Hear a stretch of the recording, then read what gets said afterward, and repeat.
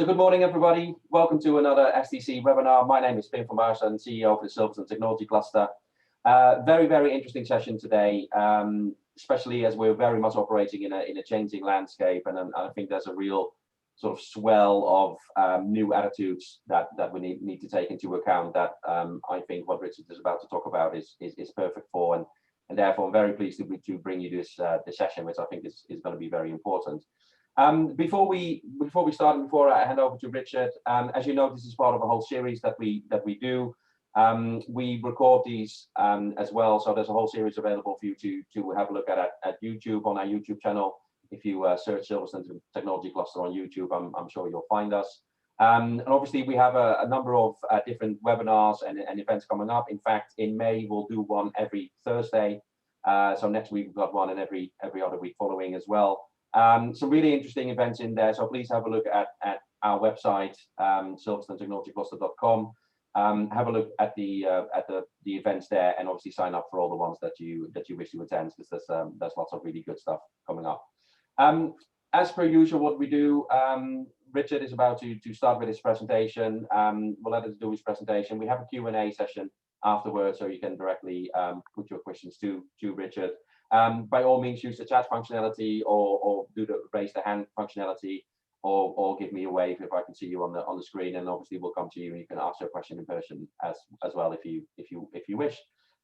So with that, that's about. Oh, please be advised that this is recorded, and obviously we'll put this out on YouTube later on. So you know, adjust your settings to suit if you wish. So that is, I think, all the housekeeping. So I shall hand over to Richard now to take us through his presentation. Thank you very much. Thank you, Pim, and welcome everyone. Good morning. Yes, I was just chatting with Pim earlier. I did my first open water swim last night, and if you want to know what cold is, jumping into 9 degrees lake is a bit of a shock to the system, even for me. I think I'm still recovering, actually. It took a long time for my feet to reconnect to the rest of me afterwards. I'm going to share my screen and then I'll introduce myself. So hopefully you can all see that okay, and it works okay, good, perfectly. So yeah, my name is Richard Collins. I'm the founder of an organisation called CSR Accreditation. We are the UK's only accreditation body for social responsibility, but COVID has put us in a unique situation in which we put everything online, all our training and our webinars, and we now have international partners throughout the globe, with an office now in Bahrain and one just outside Washington, something we never expected this time last year.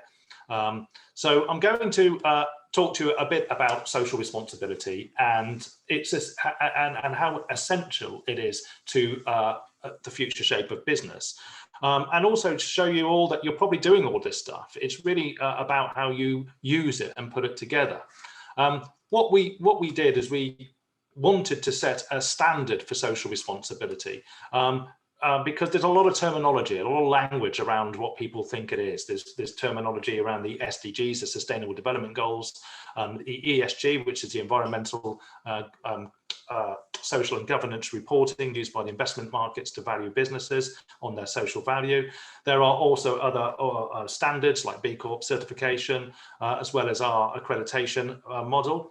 But what we wanted to do is kind of create a universal standard that defines social responsibility for the next 20 years. And I'm going to read a statement that I think says that, and then beneath that show some structure, because it is about building a holistic framework that allows us to build long-term sustainable and profitable businesses and organizations. So social responsibility allows you to enrich the quality of lives for all by investing in social value as an essential part of an organization's culture. This provides purpose and impact and will ensure a sustainable and profitable business. It will help to build a better world for future generations by improving the environment and ensuring a cohesive community to live and work in. And what we wanted to do was challenge the C in CSR. CSR goes back to the 1950s. Corporate social responsibility is the term that we are probably familiar with, if we are familiar with CSR in the first place. But we wanted to challenge the C to make it more inclusive. We think that the term social responsibility is the common denominator, but the C should stand for more than corporate. It should stand for company, for community, for charity, for consumers, for citizens, for climate, for caring, and for collective and collaboration, where we can all work together to build a movement for good and actually make a positive impact on the world that we live and work in. And below that inclusive C around social responsibility, we have the 4 pillars that prop everything up. And the 4 pillars are environment, workplace, community, and philanthropy. And throughout this brief presentation, I'm going to try and talk about how you can use those pillars to identify what you are doing and the benefits that will have on your organization and to all of your stakeholders. Investing in financial and social value is a win-win for business and society. It's one of those rare areas when you can say it is actually a win-win. A structured CSR program is the practical step developed out of an organizational set of meanings, beliefs, and values, namely its culture. This sets out that an organization's ethical responsibility for its operational impact on society is integrated into the culture. And so a CSR culture is born and defined as sharing meanings, belief, and values, underpinned by the notion of the business's sustainability. It is a really powerful force that gives meaning to people's lives, reduces uncertainty, and creates stability. But it is also the determinant of the success or failure of an organization. We are seeing that return on social investment is potentially the new profit center for businesses because it has a bottom line impact across all operational areas. There is now an increasing recognition that a structured CSR program can be used as a source of competitive advantage through good corporate governance, effective execution of innovative social projects, and ethical management. In order to maximize this potential, it is essential for organizations to smartly communicate their CSR efforts, i.e. their culture, the things that make them a caring company and different from their competitors, to ensure that consumers view them as driven by intrinsic, genuine, rather than extrinsic profit-led motivations. There is no doubt about the impact of social responsibility on profitability for an organization. The financial value of social responsibility can be seen across all those 4 pillars of workplace, environment, community, and philanthropy. After all, a socially responsible strategy can help you, the managing director, the business owner, the senior executive, to set better goals, make better decisions, and improve relationships. A CSR program will improve many business functions like streamlining the hiring process, improving turnover, building a really great and loyal team, as well as increased profits, sales, and customer services. CSR is about the future, discovering your sustainable potential and achieving it. But of course, it's also about delivering social value and investment in something much bigger than the organization. It will help with clarity about what you want to get out of business and from your life. It becomes a roadmap for delivering greater purpose and value to all of your stakeholders. By caring about the workforce, the environment, and supporting the community and charities, a business can dramatically improve its reputation, brand visibility, customer and staff loyalty, and provide that long-term sustainability. One of the US's most powerful business groups has abandoned the shareholder first idea that has driven capitalism for decades. The Business Roundtable said the pursuit of shareholder interests is no longer the central purpose of corporate America. Companies should focus on social responsibilities as well as profits. It is widely accepted today that organizations have a relationship with the communities in which they operate. This relationship should be based on a community engagement and involvement to promote and contribute to community development and the environment. Community involvement, either individually or through associations, seeks to enhance the public good, helps to strengthen civic society. An organization's contribution to community development can help to promote higher levels of mental health and well-being in the community and in the workplace. For example, through apprenticeships and work placements and volunteering, supporting local charities and supporting community projects.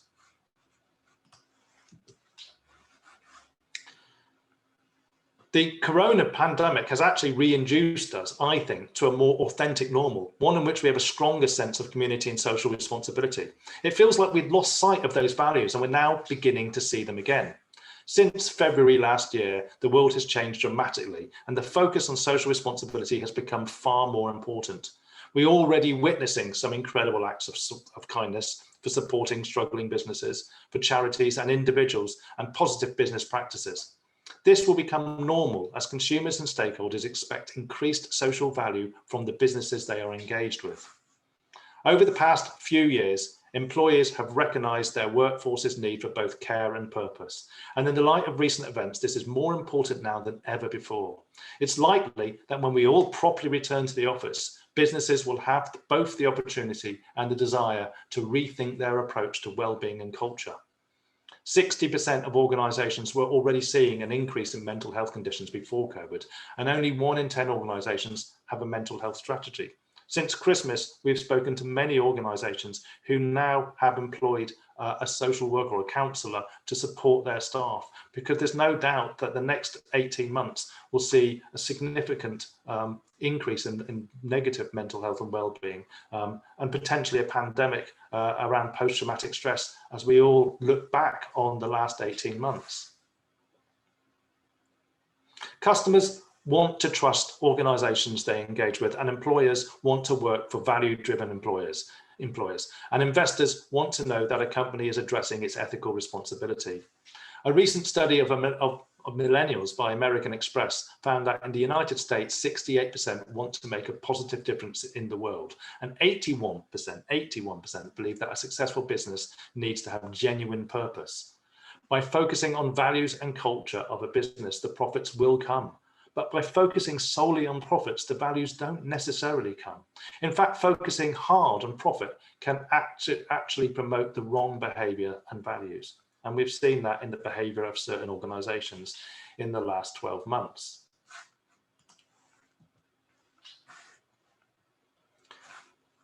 Financial impact, positive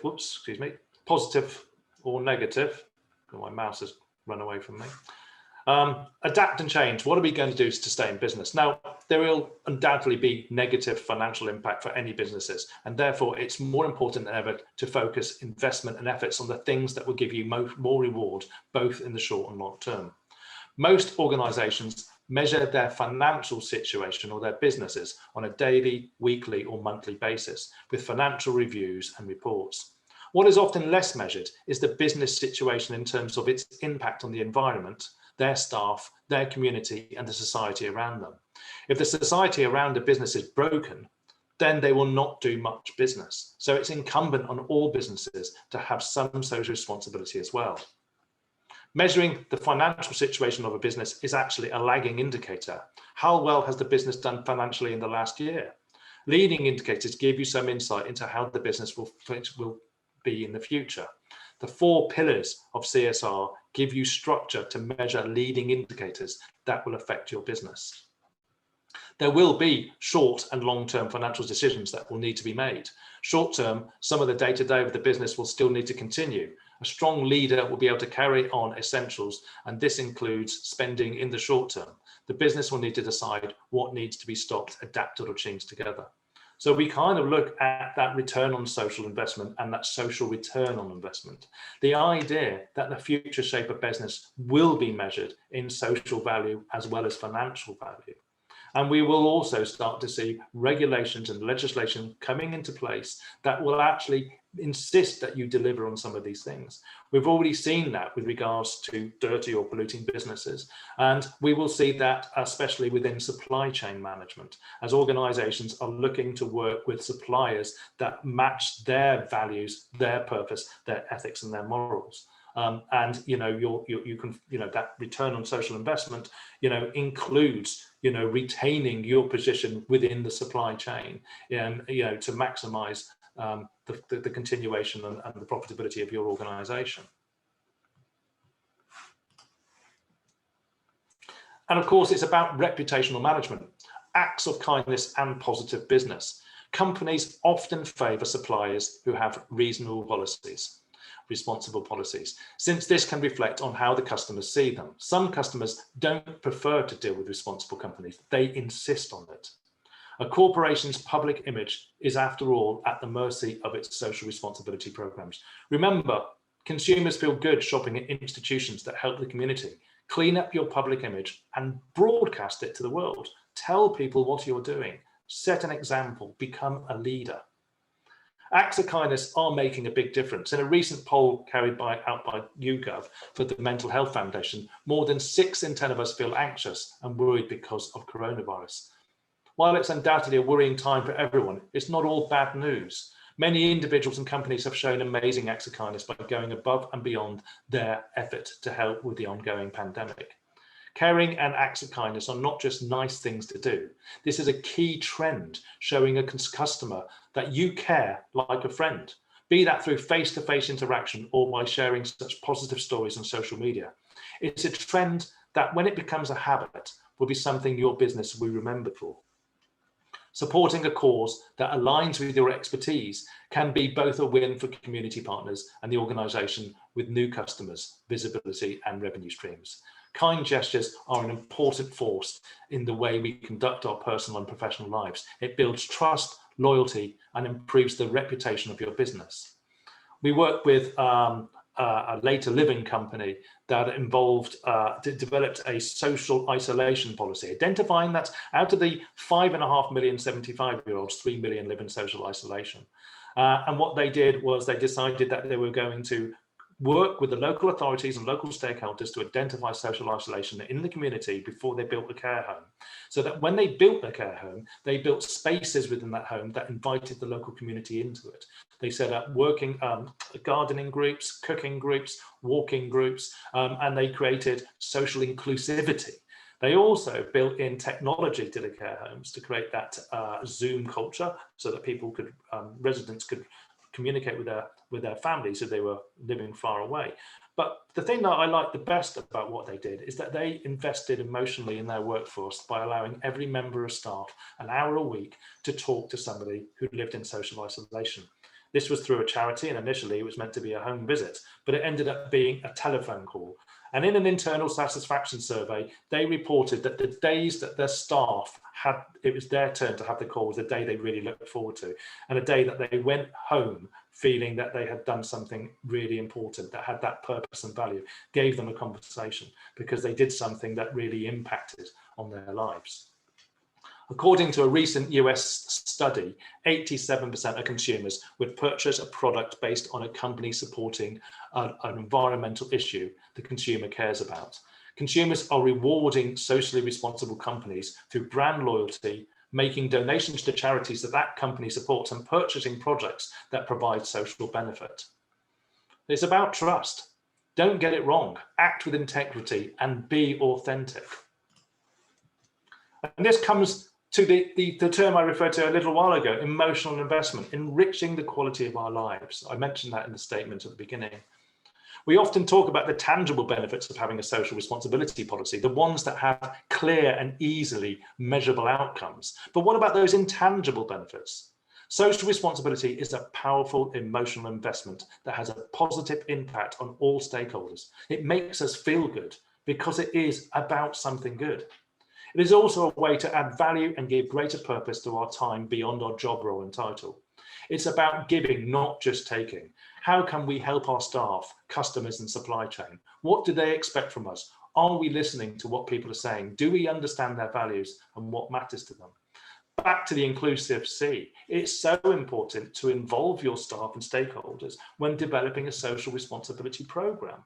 Ask them what they would like to see, how they would like to see their company behaving and running.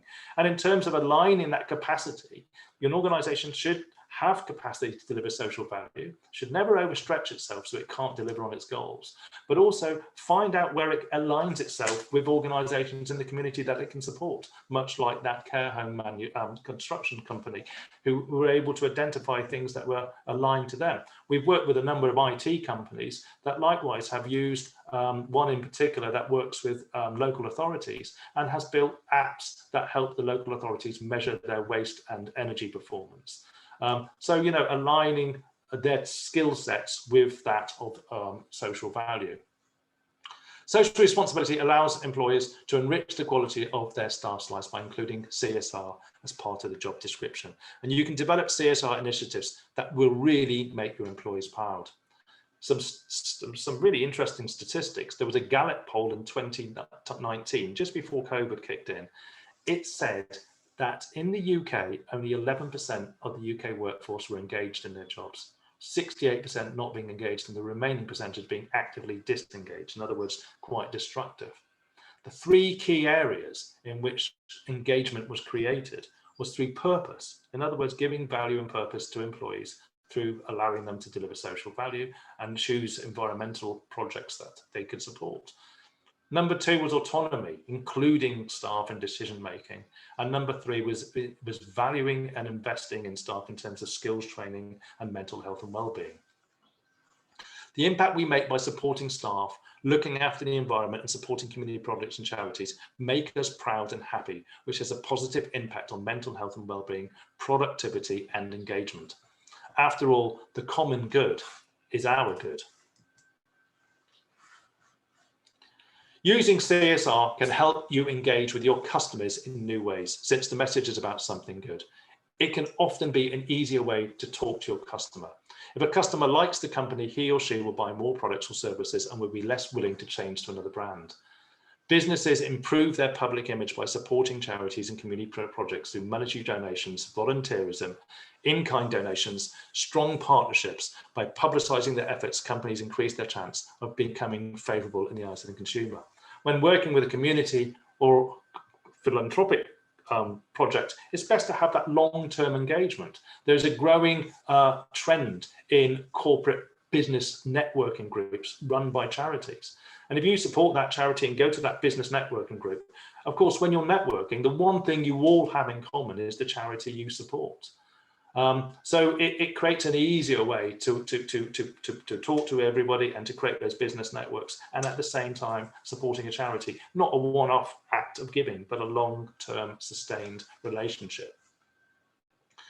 Again, according to a US study, 87% of consumers would purchase a product based on a company supporting a social or environmental issue the consumer cares about.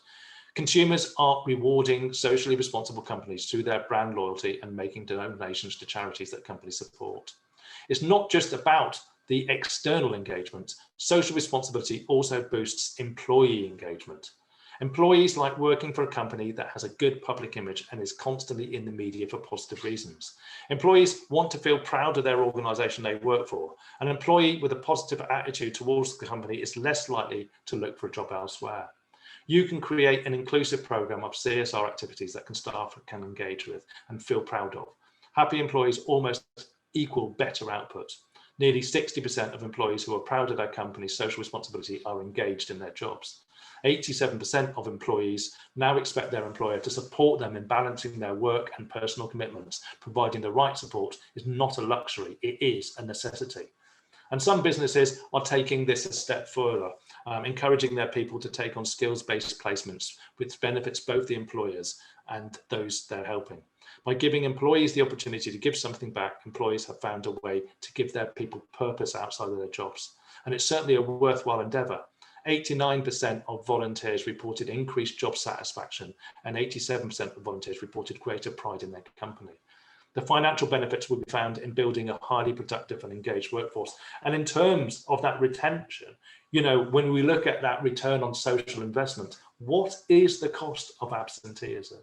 What is the cost of losing staff and having to retrain staff? You know, these all add up. What is the, you know, the cost of poor mental health and well-being? There was a great example with the post office that engaged its staff in a program around mental health and well-being, and the staff wanted to support Mind UK. In the first year, the post office, 1,800 staff members contributed a huge amount of volunteering and financial fundraising and so on and so forth to Mind UK. But Mind UK worked with the post office, and at the end of the first year, there was a significant improvement in mental health and well-being. At the end of the second year, the post office published a £2 million increase in profit due to reduced absenteeism. because of that improved mental health and wellbeing. So the value travels both ways. You know, by supporting a charity, they can support you by giving you the opportunity to engage your workforce in a way that delivers that value and purpose. And also, it's being a responsible, sustainable business make it easier to recruit new employees as well as retain those existing ones. There appears to be a change in mindset from those seeking employment for the first time, and this may be about underpinning the values for business in engaging with the next generation from a CSR perspective. Bucks University indicated that over 70% of students actively look for an organisation's social responsibility policy before accepting a job or applying for a job. Furthermore, the National Careers Platform for the first time showed a change in preference. Degree students leaving university 5 years ago favoured the finance and the legal sector. At the end of last year, the top jobs that students went into at the end of their degrees was in the third sector and in the public sector, looking for jobs that deliver value and purpose because they want something better from the world that they live in. In other words, an organisation that delivers social value is about lining up your values with those of the next generation. The Nielsen Global Sustainability Report, recent report, showed that 66% of consumers are willing to spend more on a product if it comes from a sustainable brand. And millennials get an even more showing, with 73% surveyed indicating a similar preference. Additionally, 81% of millennials expect their favourite companies to make public declarations of their social responsibility. Being a good employer has always served companies well in terms of recruitment and retention. In addition, engaged employees are more likely to stay with an organisation, reducing attrition costs. These initiatives can range from paid time off through volunteering to company-wide CSR initiatives that encourage team building through community and charitable involvement. 76% of millennials consider an organisation's social and environmental commitments when deciding where to work, and 64% would not take a job if a potential employer did not have a strong corporate social or CSR policy or practices in place. Now, this goes beyond. We're talking about millennials. The millennials are into their 30s now. We've got the Generation Z, those leaving university now, this new talent pool. And, you know, it's about attracting. What's the cost of not attracting that talent as we see that skills gap getting bigger and bigger? I sit on the executive for a Chamber of Commerce in a town in Marlow, in fact. And we had a presentation from a young businessman about a month ago. And the young businessman had set up a business in which he was making dog biscuits. He had a mold, he made about 10,000. He delivered them to the local community. He sourced local ingredients. And most importantly, at the heart of his business, he had a socially responsible plan. Everything was recycled. The bags were recycled. He cycled everywhere to deliver his products. He gave 25% of his profit to the Captain Tom NHS charity. And at Christmas, he gave 50% of his profit to Food Share in Maidenhead. This was a 13-year-old boy who, during his time out of school, had decided that he wanted to do something positive. And, you know, I was then asked to deliver a talk to his Year 8 group at the school he was at in Marlow, and discovered it wasn't just the attitude of that 13-year-old boy, it was the attitude of the whole year group, that they think about social responsibility, they think about the environment, they think about communities and working to support each other.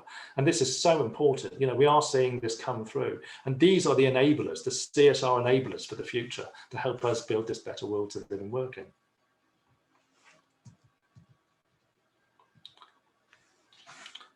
And then it's coming back to the investment. It's building that social stock exchange. Operational costs, better financial performance by reducing waste emissions can help environment and save money too. So it's very easy to look at those things that you can do within your organization. Change to LED lights.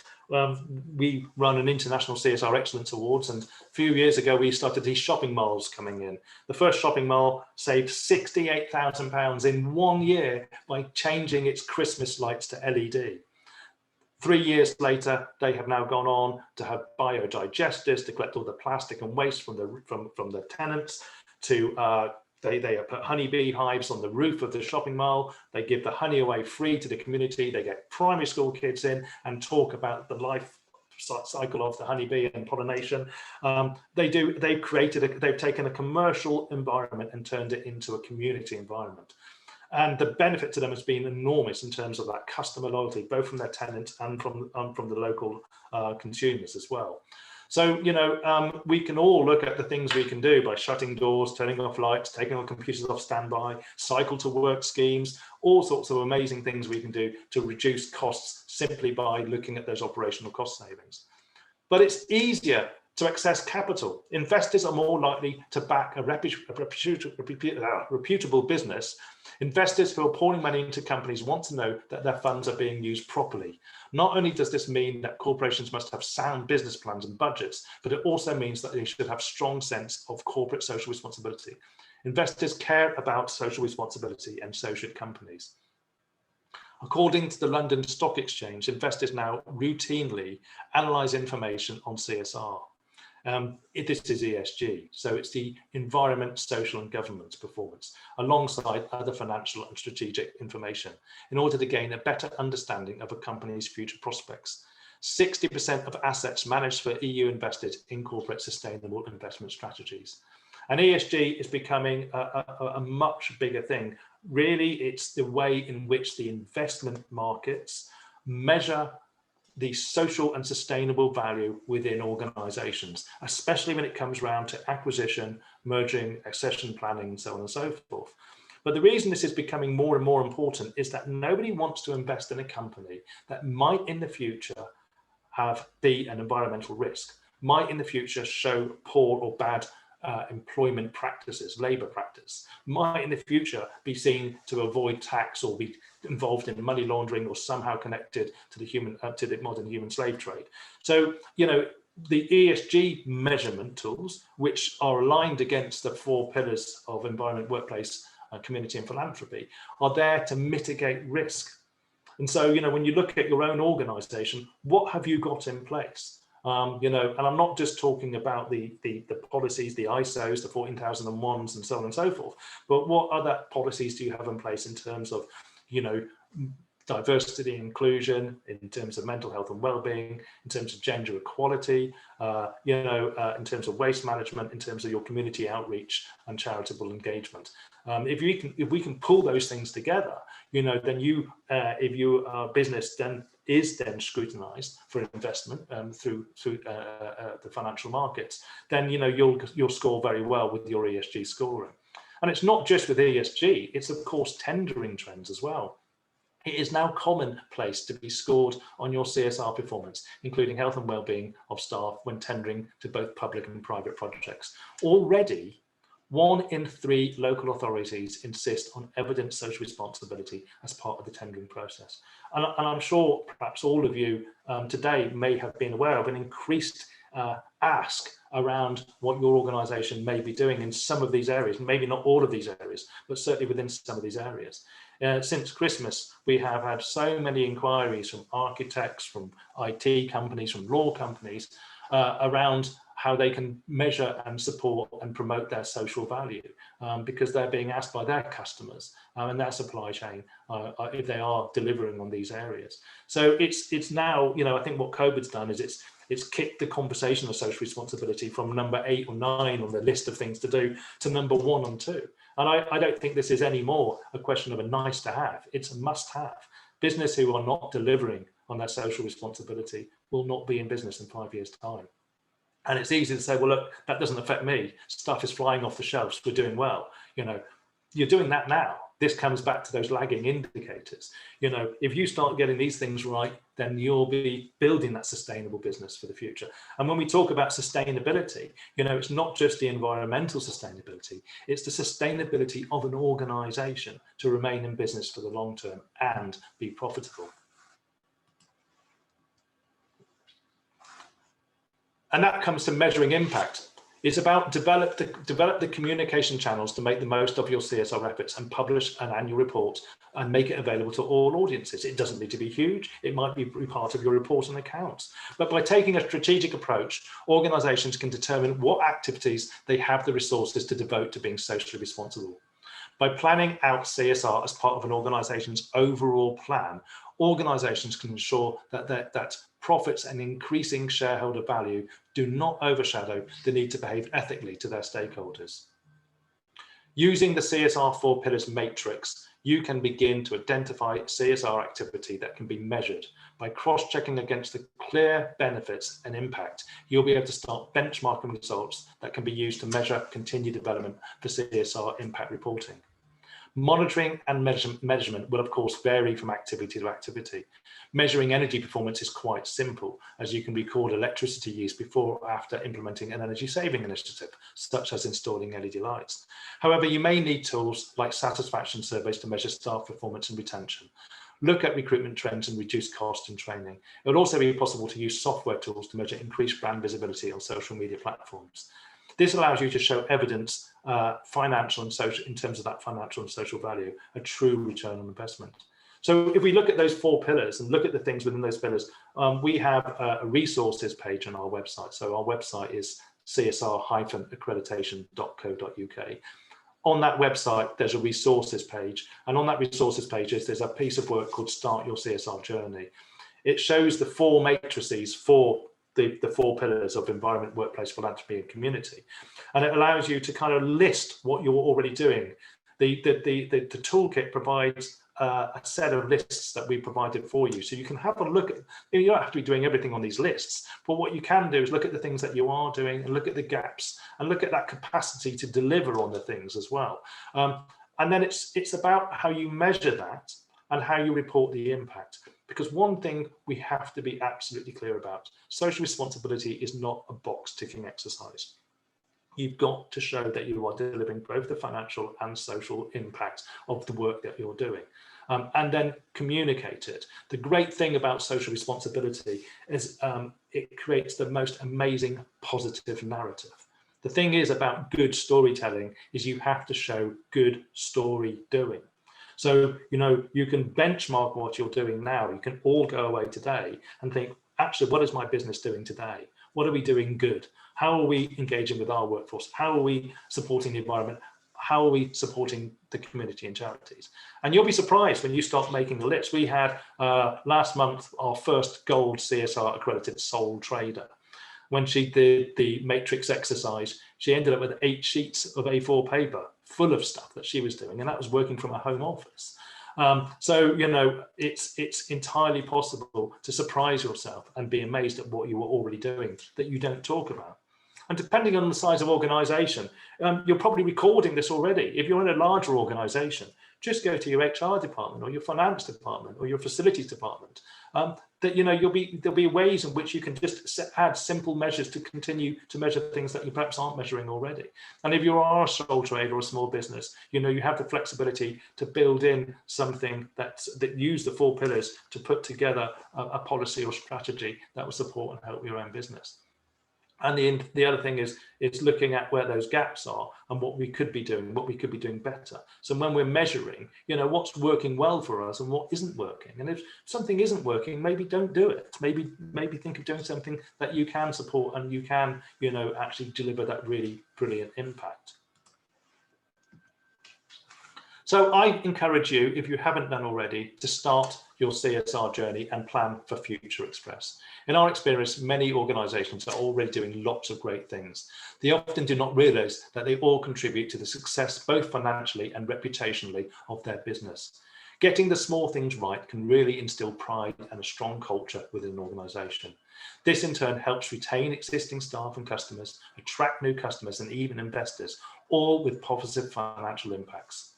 When an employee is asked by a family member or friend, how is your job going? They don't respond, yes, it's great, we had a pre-tax profits return of X amount of million. They respond with, yeah, my boss is great, I really love working there. The company lets me work from home sometimes, which really helps with my childcare. The company has a volunteer policy, which you know, has really helped with a local charity, and that's really, you know, I'm really proud to be part of that organisation. So I'm hoping that I've highlighted in this presentation the benefits to your business of being more socially responsible and areas to consider. This can be done through your own reviews or a structured CSR program and accreditation that we can help you with if you wish. Everything we have discussed counts towards an organisation's social responsibility commitment. Each social responsibility pillar is designed to help you audit, benchmark, improve and impact reports on areas such as energy and travel, health and well-being, community engagement, supporting charities. And this forms the basis of an ongoing CSR policy, which will help you face and meet the challenges ahead. It is not just an investment in your business, but in your staff, helping to enrich the quality of their lives with value and purpose. You will see a significant return on investment through improved reputation, an engaged and productive workforce, becoming an employer of choice, successful investment in tendering, and consumer loyalty. Remember, social responsibility makes us feel good because the message is about something good. So become accredited to show the value of your social purpose and your commitment to a greater vision for future generations. The nice thing about, I'll plug the accreditation. The nice thing about the accreditation is, of course, we are an independent body that has an independent assessment panel of over 20 companies that will look at what an organization has done and deliver a score that determines whether you have a gold, silver, and bronze. And the assessment isn't based on how much you've done in terms of, we've just had an application from Inmarsat. Obviously, they can throw hundreds of thousands and deliver amazing work, but are they delivering per head?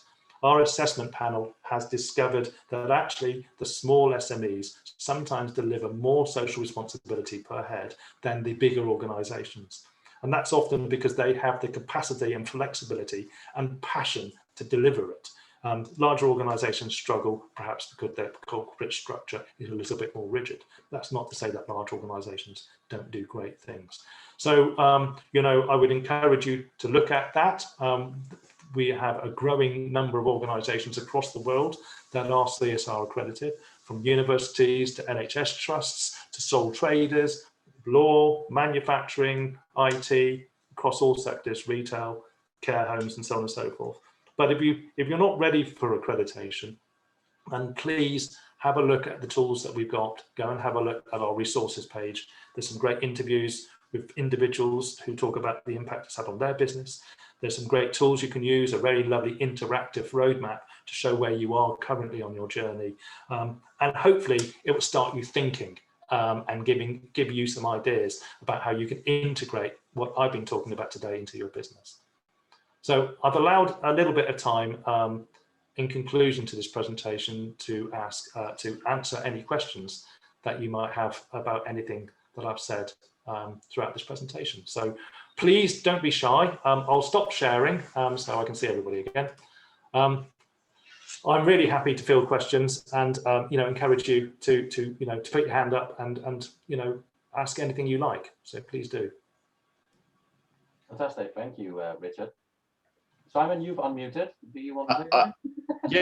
No, Richard, really interesting. And we're actually, so I sit on the board of STC, but actually in my day job, I'm a partner at EMW Law, and we're a big regional law firm and have our main office in Milton Keynes. And actually at the moment, we're actually looking very, very very carefully at this issue, and and looking to sort of develop and potentially go for some kind of formal accreditation. And we've looked at all sorts. You mentioned B Corporation at the beginning, and we've looked at that as well. But I'm interested just a little bit in sort of how wide the CSR kind of accreditation sort of is, and actually I was briefly looking at the website as you were talking, and I can see you've got kind of a list of almost of sort of founder kind of members. I don't know if that's the right word, but yeah. How wide is your sort of network of associated or accredited businesses? Well, first of all, thanks for that. And you'll notice one of our accredited organisations is BP Collins, I think one of the largest law companies outside of London. So their senior partner, Simon Dean's, delivered an interview which you can watch. And they are now coming through their third. So we've only been around for CSRA has only been around for 2.5 years. The accreditation model we set up 3 years. So in terms of accredited organisations, it's not thousands. We're getting up towards 70 or 80 accredited organisations. But okay. we have many hundreds of associates, CSR associates, who are kind of like on their way to becoming CSR accredited.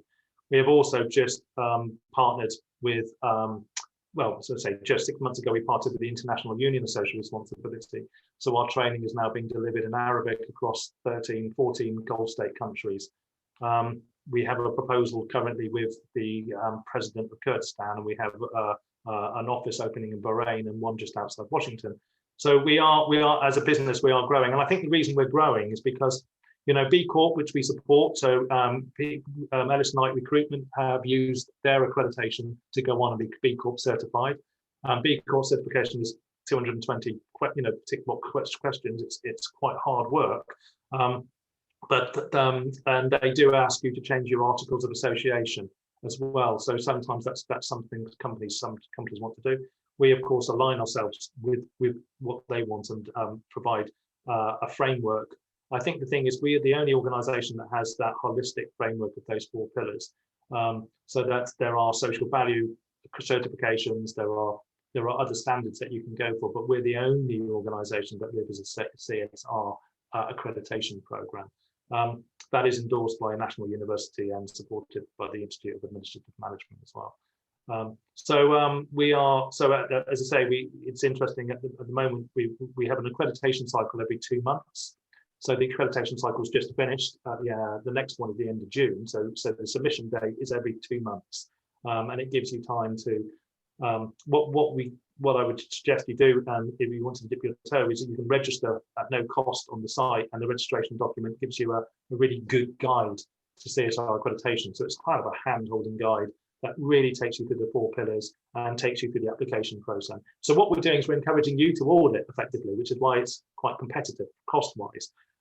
We do have an affiliate network of consultants who can come and do that for you. But you know what? I think it's better that you do it, because it's so much more cathartic when you sit down with a cup of tea and kind of go through and look at what you're doing. So we encourage you to do the benchmarking and put the application together, and then we are here to support that through the process. Thanks, Richard. Quite interesting. Sorry, Simon. Because I think there's a lot of sort of STC members that could help each other with this as well. So Neil Johansson at Charpak has just said that they've actually put together a sort of a circular economy for a number of their products, and he'd be quite happy to sort of share their methodology with other members, which I think is very powerful. And I know there's several companies within the STC, and Richard is here from Invertis that can help you look at your environmental credentials as well, and help you make improvements and stuff. So I think there's probably a lot within your existing network already of companies that would be willing to help, and please make use of that. Neil, do you want to come in on that? Oh, sorry. Great timing. The office calling. They're obviously watching me. Basically, I just wanted to say we brought in the localized circular economy to collect, and it's a partnership with Cambridgeshire Council. We're based in Huntingdon. They basically, they basically collect all the PET, all the drinks bottles on our behalf. We put them into a company in Corby. They turn it into sheet, which we reuse in our packaging, and we keep that turning round and round and round.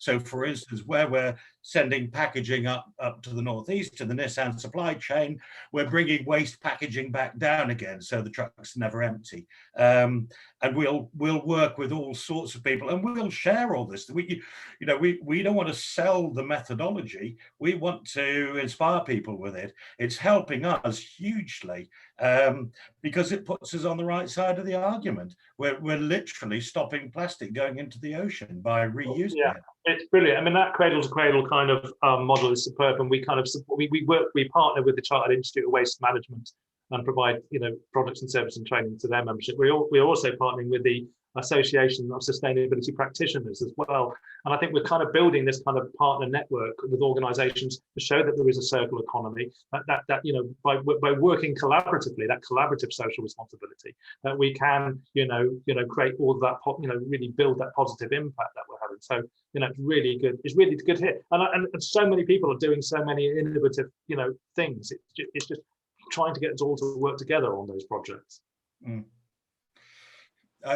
I'd be very happy to pop over and see you, Richard, or I'm only in Northampton. I think, did you say you're in Daventry? No, High Wycombe. Oh, High Wycombe. Yeah, I know you. Yeah.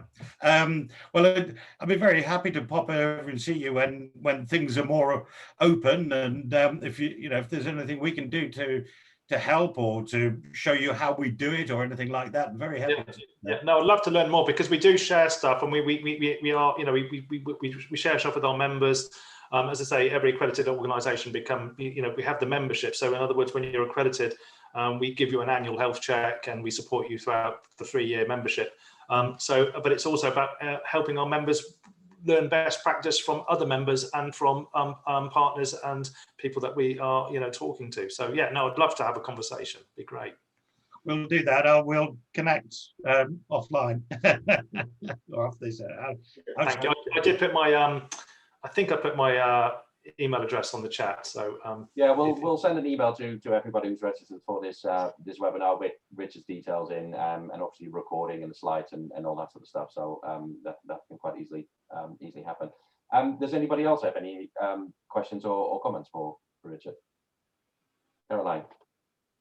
Hi, and it sounds positive. It sounds fantastic. Do you have employees that, as part of the journey, are very hesitant, very resistant to the change, very resistant to the forward thinkingness? Because I know obviously consultation's a really big part of it. How do companies handle that? Is it just, you know, so that some managers may just feel alienated, that they don't want to get involved? Well, I mean, there seems to be a real growing appetite. We do training, so we've trained, you know, many hundreds of companies now in the last year. So and last week we did our first training at the Stone Group, big IT company in Stafford, and we did a corporate training to 32 of their senior management team, and they were all kind of on board. Now we spoke to their HR departments, and the thing that they hadn't realised was that the appetite that their staff had to be involved. So in other words, you know, it's about having that conversation. And another area that we found really interesting is the PAEA and VA network. So it's identifying who are the enablers within an organisation. So if you are a big enough organisation, you know, find out who the enablers are, put together that steering group and get them to meet, you know, every couple of months and think about what they can do on behalf of their business to create that value. But I think from a senior management point of view or a chief exec point of view, this has got to be part of their job, not external to their job. You know, because there's the mistake of saying, right, I want you, Bill, to go and run the sustainability department, and you need to do that in your own time.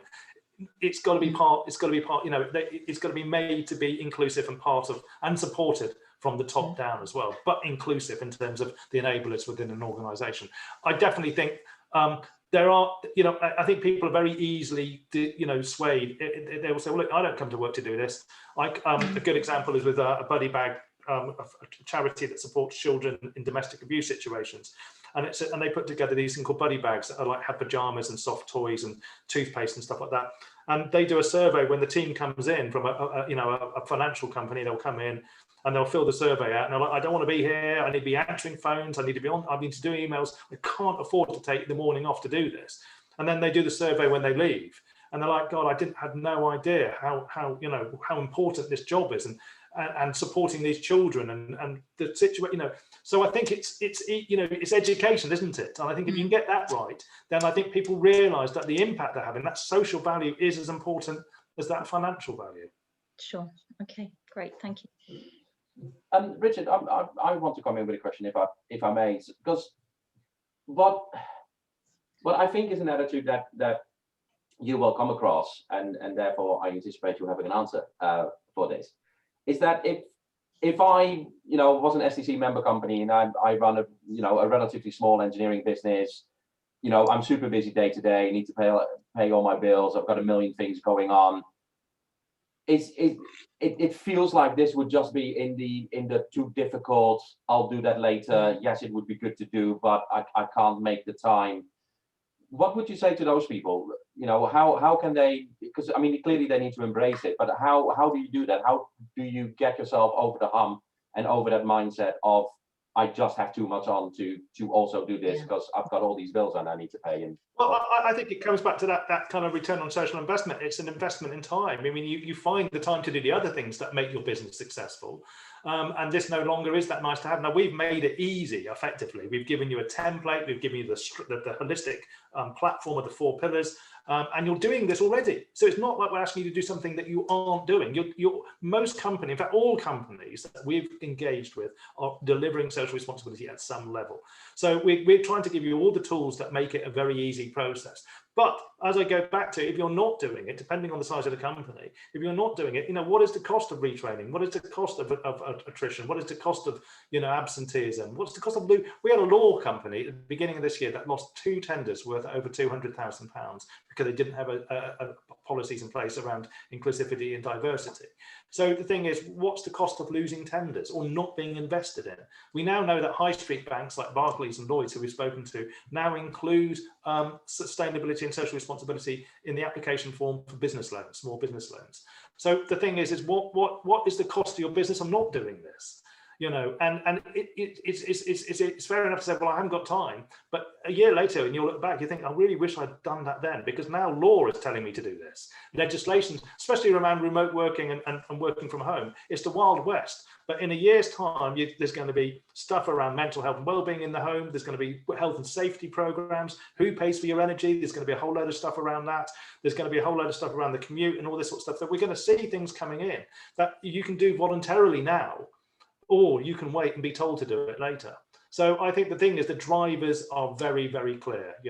What will make you get up and do this is because it's going to make your business better. Excellent, thank you. Really good. Does anybody else have any questions or comments?